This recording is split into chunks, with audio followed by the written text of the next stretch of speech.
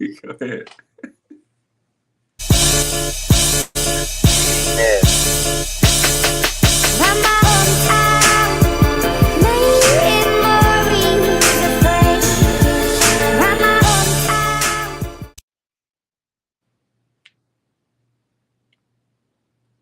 What's going on, everybody? Buckeye Roast is back, 8 a.m. ish. We are here, Ron. How you doing, man? Pretty good, pretty good. Got a good night of sleep. The Buckeyes are undefeated, and it is officially hate week, man. I woke up with hate in my heart, so I'm feeling pretty good. You had a good night's sleep, you sure? Yeah. Got a good night's sleep, woke up with a bunch of hate in my heart, but that's how I want to wake up on a week like this because it's fuck the team up north. So, you know what I mean? You got to have the right energy. Like, if I woke up and didn't have hate in my heart, I'd have to look in the mirror and be like, are you a bitch?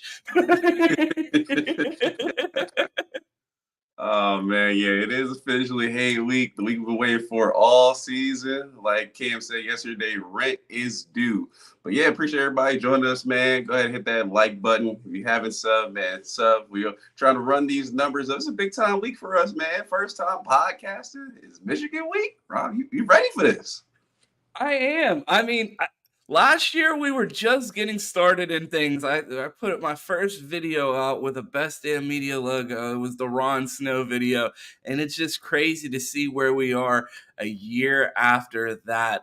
5,000 YouTube subs, thousands of followers on Twitter, multiple shows a week. So going from just watching the game as a casual observer and now I feel like really being a part of this with as much as we cover the team and how much we have invested in the team. It's fun to finally have a hate week where we're really creating, because I mean, last year this time we were just running spaces. So to have the shows and a week full of content leading up to the game and instant reactions on all kinds of different platforms this year, super exciting to see the growth. But I'm hoping that we are able to get a victory, because last year was difficult enough with just having to stand in the paint for spaces. I can't imagine having to get in front of a camera and do it, because if you could have saw my face, I think it was a permanent frown for about 2 weeks after that game. I was in Columbus for the game last year. I ended up leaving the bar. I was with Dez and Easy after the loss. I went to my cousin's. I ended up getting locked out of the house. I had to drive back to Pittsburgh the next day. Man, last year sucked. So I'm hoping we can have a much better Saturday this year.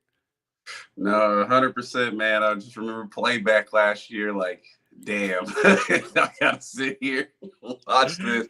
Like everybody's just looking at me, like your reaction, just like, oh hell, man. But I hey, felt so bad leaving you guys on playback too, because I'm sitting there at the bar. I have the playback going. I have headphones in. Des and Easy are with me, and I shot Mikey Q a text. I was like, bro, I can't have my camera on right now. Like, I'm pissed.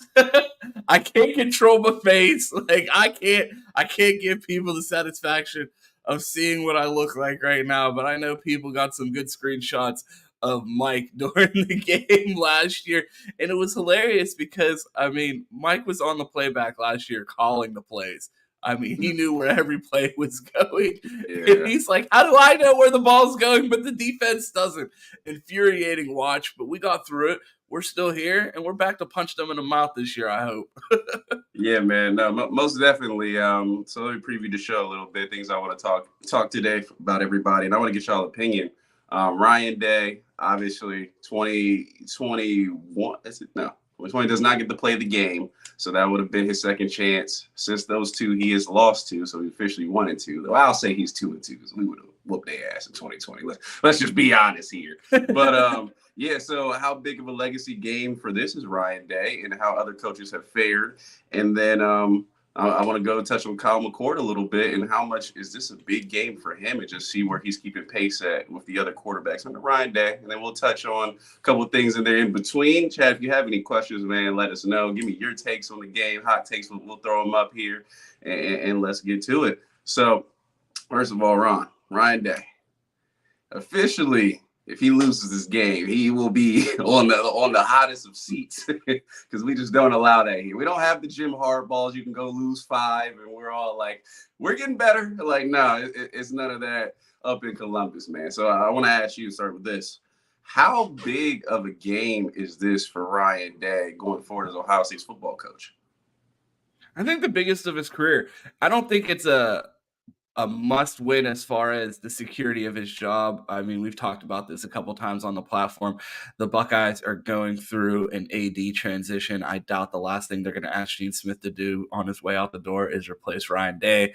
I don't think they're going to have an interim AD hire the next football coach. So I think Ryan Day's job is safe regardless. I don't think there will be much of a hot seat. And especially, I feel like a lot of people's attitudes towards these last 2 losses has changed given the information that's come to light about the cheaters up north. So, I mean, I think Ryan Day could be thinking about, if I beat them, I'm undefeated against Michigan because those wins are coming off the books. I saw someone say the other day that if Jim Harbaugh has to vacate those wins, his record against Ohio State is going to be loss, forfeit, cheated, suspended.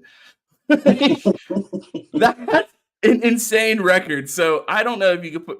I wouldn't say Ryan Day is on the hot seat, but I do think this is the biggest game of his career, and he's played in a national championship. That's how much this game means. And these teams hate each other so much. And with all of the things that have transpired over the years, the past couple years, the mural on the wall, the calling our team soft, the planting of the flag, I don't know how much more motivation this team, this coaching staff could possibly need after the disrespect that they have endured the past 2 years. Yeah, no, I agree with you. And no way I believe Ryan Day will be on the hot seat, but I do believe this is a legacy game for him. Obviously, even with the cheating scandal, we all still had to sit there and endure those 2 losses. And we don't look back and feel any better because College Stallion was calling out every play. We're like, I don't care. Oh, for me, I'm like, I don't care, man. We're more talented than them. Go win the game. Clearly they're beatable because they have been the last few years. And I felt like we walked into those games with a pretty good chance to win. This one is like, you can't go 3 straight down. Like, no one's going to care. If you lose that game, like right now, we're like, they cheated, whatever. No one's going to care, man. It's like, go win the game. I think this is big time for him, especially given the fact that Tress, Luke, and Urban, they only lost 2 games together, all together in what, 20, almost 20 years. So that's a big time stat for him to have his 3rd on paper, maybe counting or uncounting loss there. So I think this is big time for him. I mean, I think if he wants to get this train rolling into being that long time, top coach at Ohio State, I think he has to have a win here. Yeah, I mean, and I feel like this might be the biggest win in years. I mean, can you think of a game bigger in the past couple years other than the rematch last year? And I know a lot of us thought, I mean, we had some takes, and I thought that Jim Knowles had the defense ready to go. I thought we were ready to stop the run. Just had our hearts ripped out last year, seeing their inability to tackle and some of the plays that they were able to break off were just heartbreaking to watch. And I hope those clips are playing on replay in the Woody right now because I can't take another one. I cannot take another loss. So I know this is a legacy game for Ryan Day, but man, just for Ron's health, they need this dub. Oh man, no, yeah. The only game I would have compared, and I probably put it under this one, was that rematch against Clemson. I felt like there was so much after that 2019 loss, man. Like I said, I've never rewatched that game.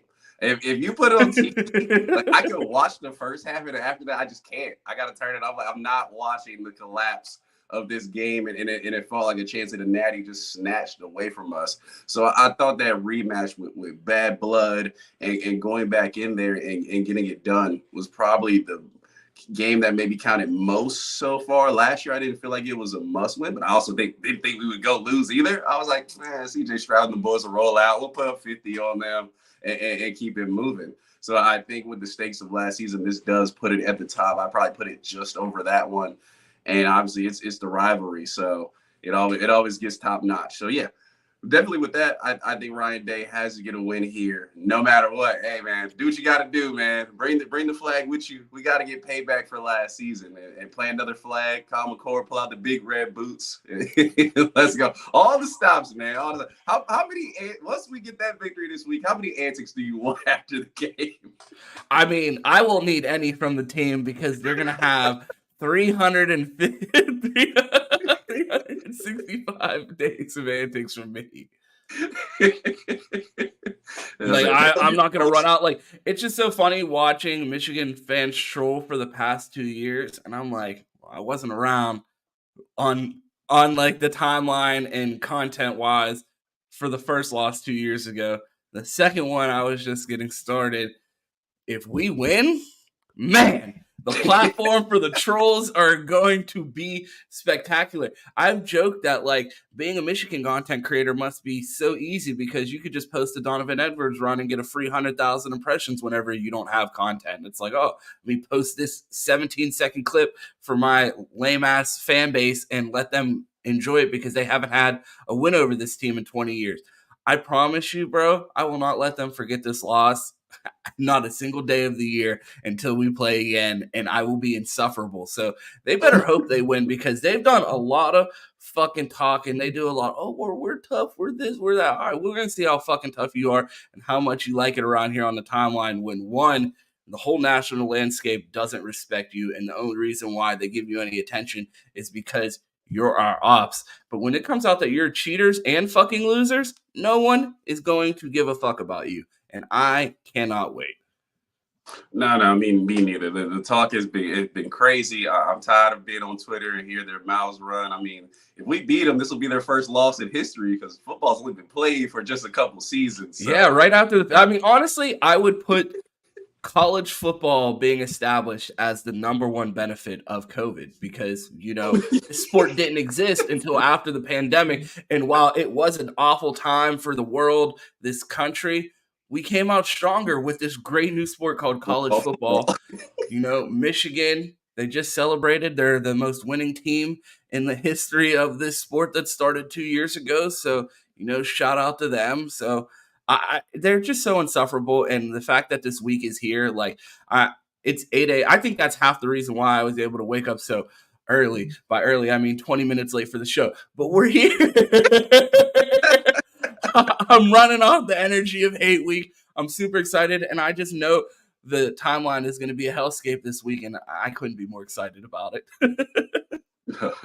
No, 100% facts. It's been a long time coming, and along with Ryan Day, you think of the talent on this roster, and we've talked about it for years. This vaunted 2021 class, and then I just looked it up. They had almost a couple spots away from 17 top 200 players in this class. Like, obviously, they didn't get their shot in 2020. I count that as a win for them. But as far as on the field, haven't got it done against Michigan. Travion Henderson, Emeka Egbuka, Marvin Harrison Jr., Kyle McCord, Tyleik Williams. Y'all know the names of all these guys. For them to be one of the better classes, and it looks like once the draft rolls around, we're going to talk about this class for a while. It's like, wow, we were absolutely loaded. These guys got to get it done for legacy purposes too, in my opinion. I think if you bring in the roster that well and you can't even get a Big Ten championship, it's like kind of like what are we doing here? We've kind of put our emphasis on bringing in the best players, developing them, and getting them to the draft. Clearly, you're not winning the game. You're not getting Big Ten championships. You're not doing that. So I want to ask you, with this talent level, how much is it a legacy game for the guys on the field? Because this is a lot of them last chance to do it. Marv, all the guys. So let me know about that.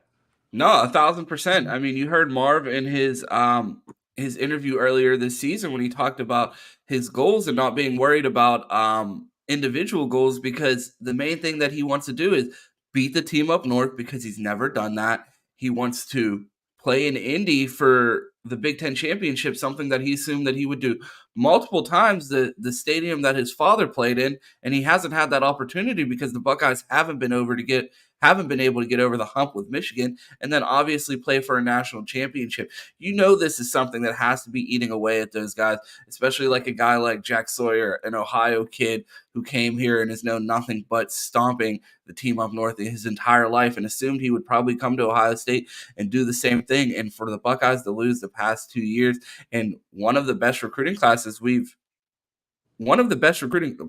classes that Ryan Day has ever had, maybe. I mean, the best. Yeah, like statistically, one of the highest rated recruiting classes we've ever seen. And these guys don't have a win against the team up north. So that's something that they are thinking about. And I guarantee the noise after that second loss has not turned down in that building for these players since that loss. I mean, it's probably the only thing that they've thought about. I know as a content creator, it's the only thing that I thought about. Like, I always joke that, like, if they're not ready for the game on Saturday or they don't have enough motivation, read some of my comments. Read my mentions for a day, bro, because my mentions have me ready to go out there and rush for 100 yards with Travion Henderson because these motherfuckers talk so much shit. So I imagine these kids are ready to go and are ready to fight on Saturday, because if I've heard it as much as I have, I can guarantee they've heard it as much as I have. Yeah, and like Gojo said in the chat, gold pants, man. There's not a lot of gold pants. Maybe Josh Proctor has some. There's a few guys. That's what I'm saying. If you lose on Saturday, they're going to have to buy gold pants off Terrell Pryor if they want some. Yo, chill out. What, too far? Yeah, man. Well, at least he has multiple avenues to sell now, so it'll be a lot harder to catch him.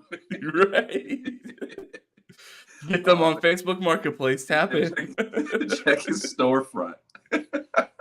Oh man, but yeah, man. So want to pay on too and ask about Jim Knowles here. We talked about him. We talked about him yesterday on the show, and I think you asked, and Cam ran up all the time, so I didn't really speak on him too much. But Jim Knowles last season, this kind of started the questioning of Jim Knowles. He came in, he revamped the defense. They were looking really, really good. As soon as that game came around, guys started running into each other. Guys started missing tackles. Next thing I know, that defense was a walking 40 ball for everybody. So Jim Knowles in his second season has ramped up the defense. I said at the beginning of the year, I'm like, if you give me that same defense with better personnel, it's going to look a lot better. It has so far. But to the critics, Ohio State hasn't played any offenses, man. They're going to talk about, well, they played nobody yet. Notre Dame sucks. Penn State can't score. We were finally at a team that we know can put up points. Are we going to play an offense on Saturday, though? They can at least score 30 most of the times, or high 20, so they can put up points. And then you hear Michigan. JJ is the second coming of Peyton Manning. So this will seem to be an offense that will really challenge Jim Knowles, quote unquote. How big of a game do you think this is for Jim Knowles in establishing his legacy? I think he sort of brought in and said, okay, I'm the guy, but he hasn't had that cement stamp like, okay, Jim Knowles is in town, and offenses for the next few years got to look out. That's so funny. Like them closing like the is at the shop. The sign to close. Jim Knowles is coming. He's here.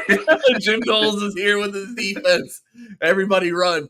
No, I think like you said, stamped is the perfect word. He has an opportunity to stamp his legacy at Ohio State because fans, including everybody, including myself, was ready to run him out of here after that game last year. And I saw a clip on the timeline yesterday Yoder posted of Cam Brown missing a tackle, and he said, yeah, Connor Stallions whispered right to Jim Harbaugh before this play, yeah, throw it outside. Their corners don't know how to tackle. It's like, but it's a great point to make. Like, the same thing I said about the Penn State game. I'm having trouble believing this team is going to beat Ohio State because the people I see out on the field making mistakes when I rewatch the film no longer play for Ohio State. You're not going to be able to call that play, throw it outside, their corners can't tackle, because guess what? Our corners can fucking tackle now.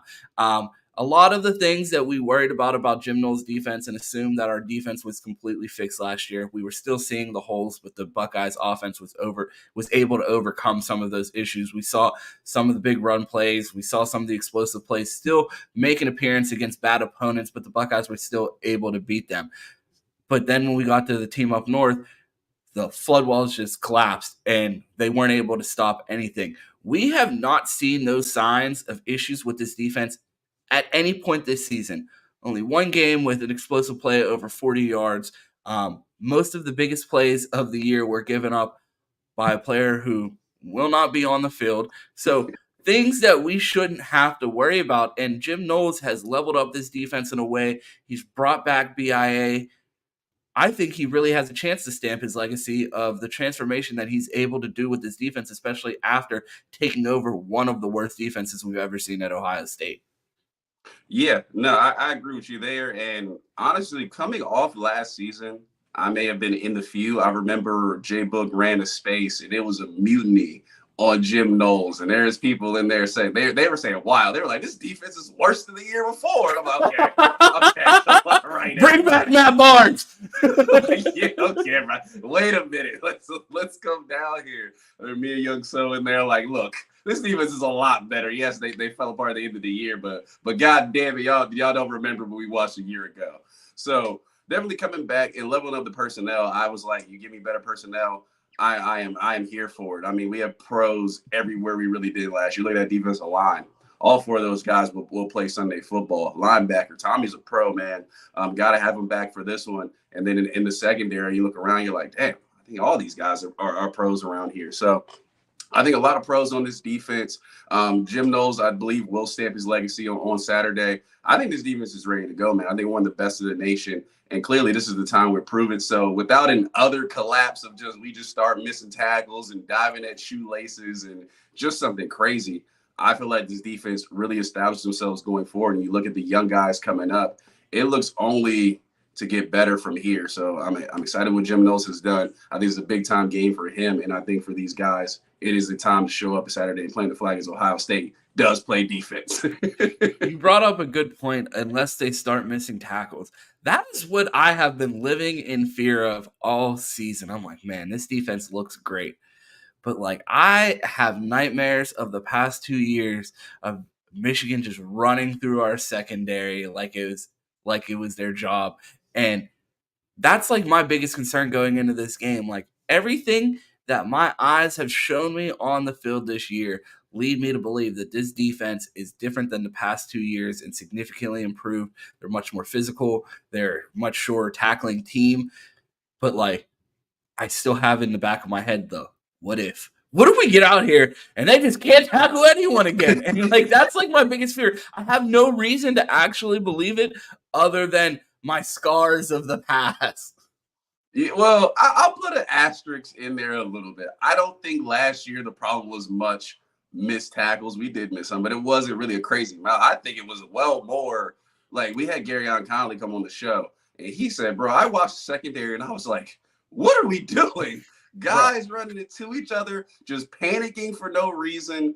They just things that are just uncharacteristic, even of last year's defense of like, why are you doing that? That makes no sense. Why are you taking an angle to chase a guy around instead of just using your leverage to get him to the sideline until you get help on a tackle? So I think that was just a little bit of craziness and inexperience and a lot of pressure to the game. We bring a lot of these guys back for another year playing in a well-established defense. I don't think we have those antics. I cannot see a world where Sonny Styles and Josh Proctor just run into each other for no reason and a guy streaking for 80. So I think this game they will be competent, and that's all we need to hold this offense down. And I put the magic number. We hold them under 30, I believe we win the game. And I put a lot of stock in Kyle McCord. And I mean, even it's hard for me to see them getting over 24, but I think somehow it's a rivalry game. They might get to 27. But I think if 30 Michigan scores 30 points, Ohio State is going to lose on Saturday. I would put, you say 17. I think the magic number is 24 here. Like, I will have no problems if they score 24 on Saturday because I'm like, Ryan Day and the guys should be able to put up more than 24 on that defense. I don't know how you feel about that. I'm not sure. I'm having trouble predicting this offense because of two things. Travion Henderson has been so explosive these past 3 weeks, and I find it hard to predict, like, hey, we're gonna have a guy have an explosive run that's gonna be 70, 60 plus yards and score a touchdown for us. So I don't know how much I can predict Travion Henderson's success, but I do think it's going to be an added element of this offense that we were missing last year, as well as it's hard to predict what Kyle's going to do. But overall, what we've seen from the past couple of weeks, it leads me to believe that this Buckeye offense should be able to get rolling. And like the way I live in fear of seeing the defense just magically forget how to tackle after I've watched them play great all year, I also hope for the game where Kyle just puts it all together. We've seen him make throws in the tight windows. We've seen him be consistent. Can we see him put together that game where Emeka's going, Cade's going, Mars going, the run game is going? Because I think that turns into a Death Star type of team where this game could get ugly if the offense is rolling. But which version of the offense shows up? Appreciate you, Mike, jumping in here for a second. I saw you in the chat. I was like, jump in if you can. How you doing? What type of message you got for Buckeye Nation as we kick off Hate Week here? Oh, man, thank you for having me on, man. Just woke up, got the kids together, and, man, you basically said what kind of message we going into this game? Yeah. I mean, the message is clear. Rent is due. They've been skipping paying that rent for the past 2 years. Rent is due. That's the message. The message to Kyle. There is no reason to be scared. Look at your weapons. You say it's about the brotherhood? Look to your brother to your left and to your right. They got you.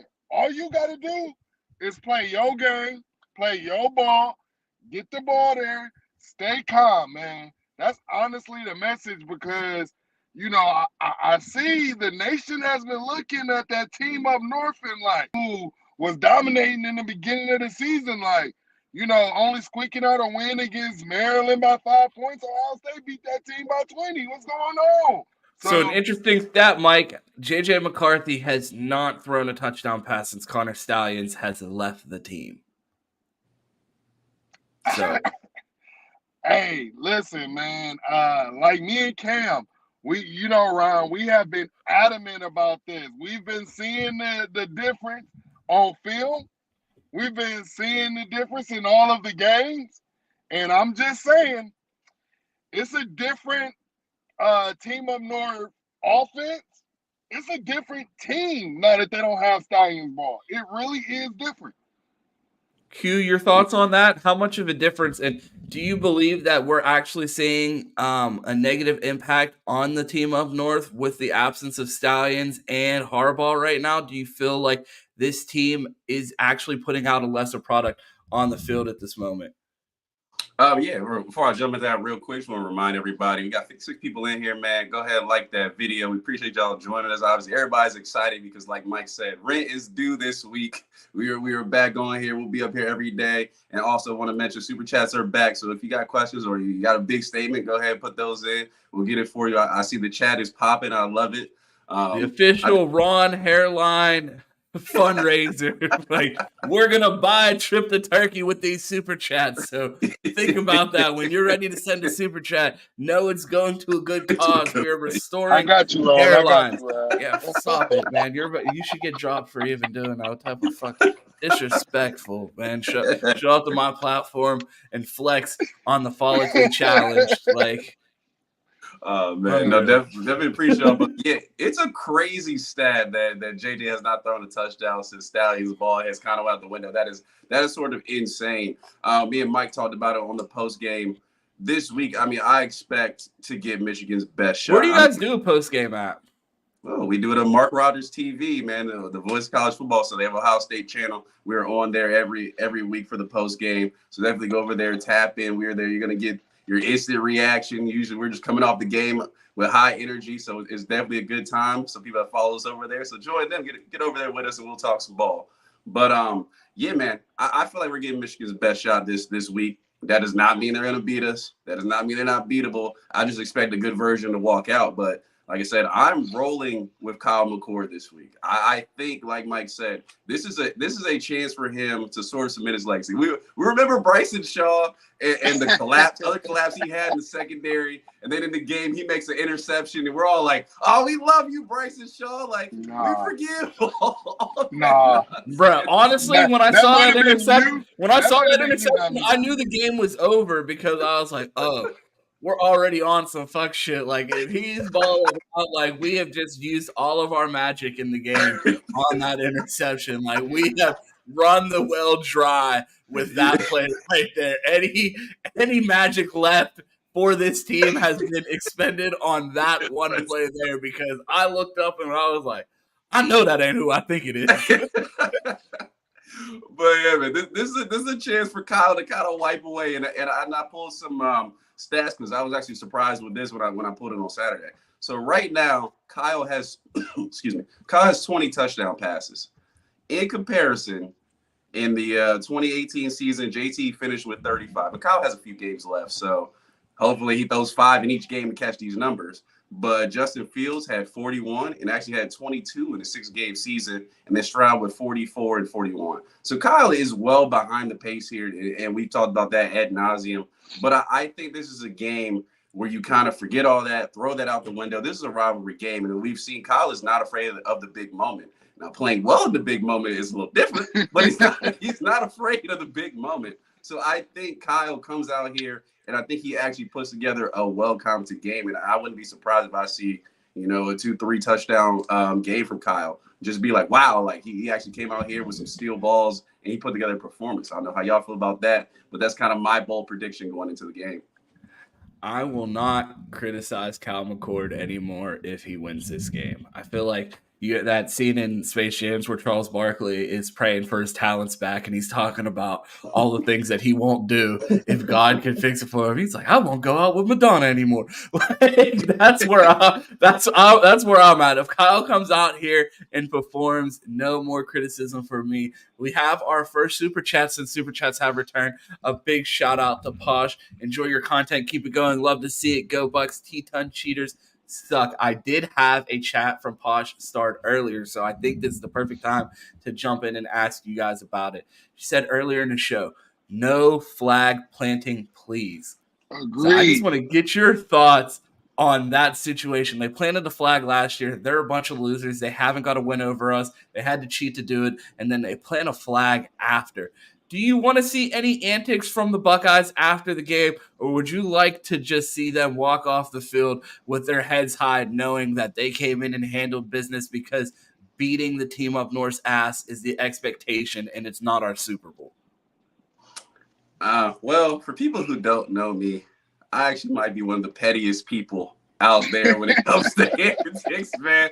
Pull out all the fucking stops, bro. I want big red boot size for everybody on the team. I want the chains out. I want the media team on the field with fucking lights. Just get the lighting right, the camera's action. I want so many videos. Do all the TikToks on the M, bro. I don't give a fuck. I'm so mad over the last 2 seasons. I'm like, bro, pull out all the fucking antics. Get my guy Chris Drew out there with the Menace flag. I need all of that. I need them to have a whole music video on the 50.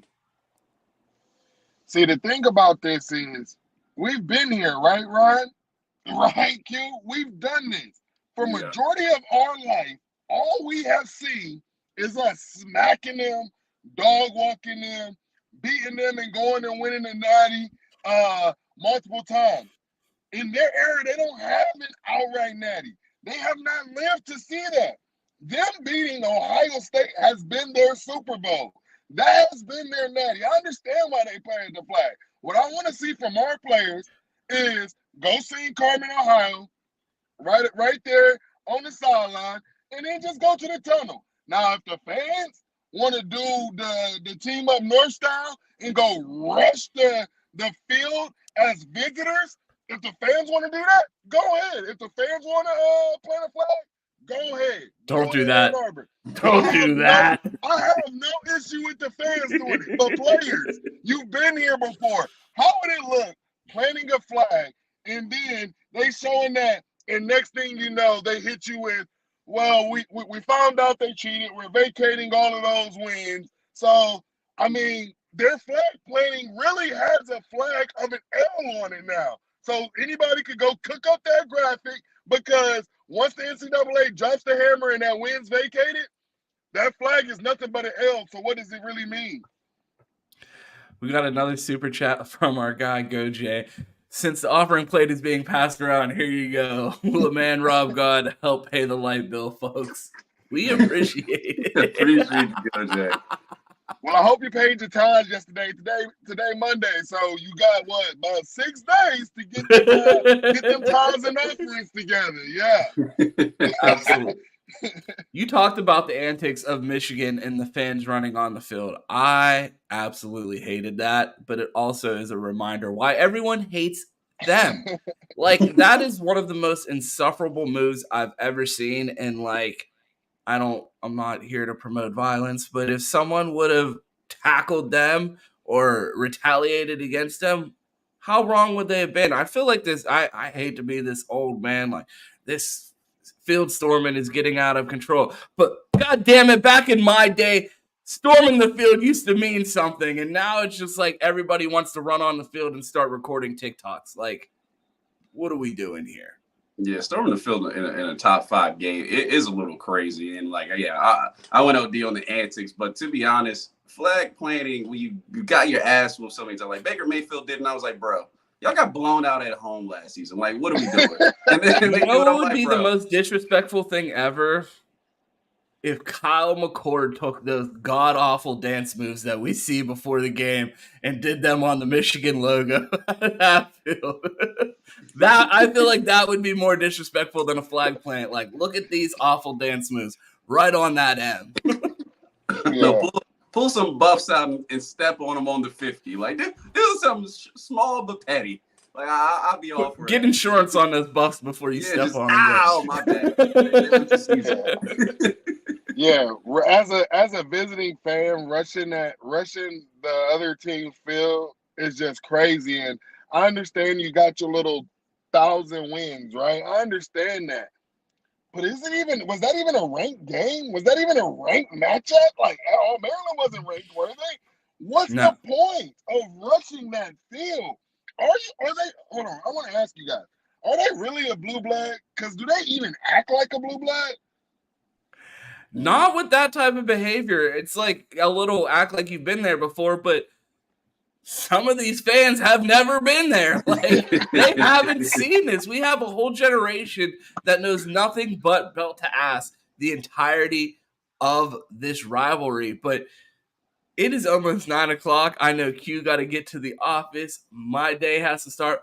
Mike snuck out of the office to record with us, so we appreciate him joining us.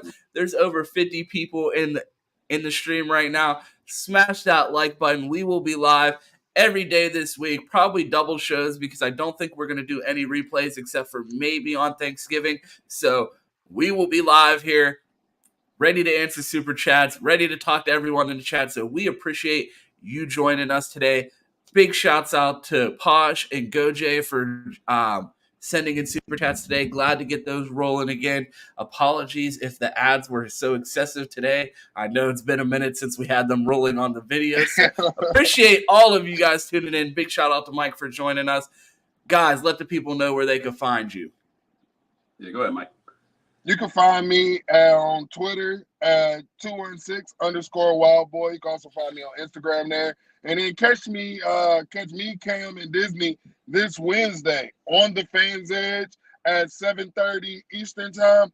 And then you can catch me and Q is actually going to not be on this post game this week. We got another special guest for you all coming for the Team Up North post game on the Voice of College Football after every Ohio State game. Nah, most definitely appreciate Mike joining us in, and make sure you catch him. That Wednesday show will be a banger. And you know, Cam has a lot to say in there. So make sure you tune that at 7:30 Eastern. If you want to find me, I'm C-Boy Quentin on Twitter. Not hard to find. I will be here every morning this week, and we are going to talk ball. So I can't wait for it. Appreciate the super chats, and it's good to be here, man. If you want to find me, you can find me on Twitter at Tooties. It's 2_TES. We will be live every morning for the Buckeye Roast at 8 a.m. ish the rest of the week. me and Chris Drew will be on Bleacher Report twice this week and also live in the Bleacher Report app for an instant reaction after the game on Saturday. So make sure, if you don't have that downloaded, download the Bleacher Report app and make sure that you like, comment, and subscribe here on the Best Damn Media YouTube. We appreciate you tuning in for the Buckeye Roast this morning. Glad to be back. Glad to have ads back. Glad to have Super Chats back. Appreciate to have you guys here. It is officially a hate week. Fuck the team up north. Go Bucks and OH. I know.